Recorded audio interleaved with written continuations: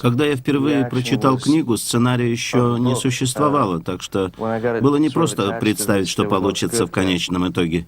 Книгу вообще трудно экранизировать, тем более такую. При адаптации неизбежно теряется большая часть информации, важной информации, но помимо потерь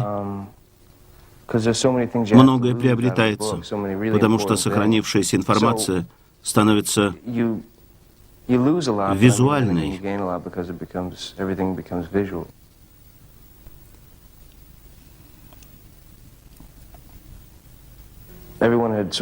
Ему приходится отказаться от новой жизни и вместо этого остаться в городе, чтобы заботиться о матери и своих братьях и сестрах.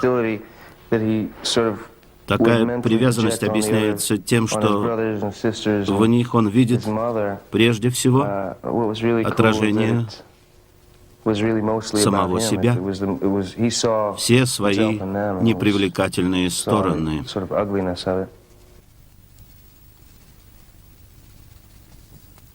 Мне кажется, он живет в состоянии некоего полусна. И именно благодаря этому его не сильно трогает происходящее.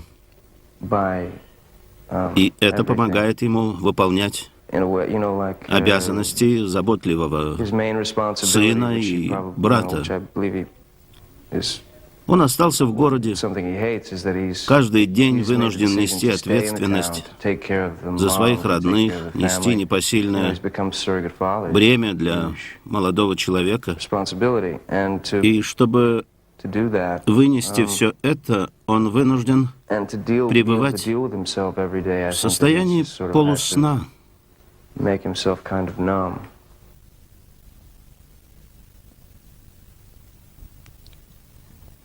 У него очень странная семья. Огромная мать, полоумный брат, 14-летняя сестра, переживающая переходный возраст, 30-летняя сестра, решившая пойти по стопам своей матери, и старший брат, который, поступив в университет, абсолютно забыл о семье. Не знаю, как это сказать.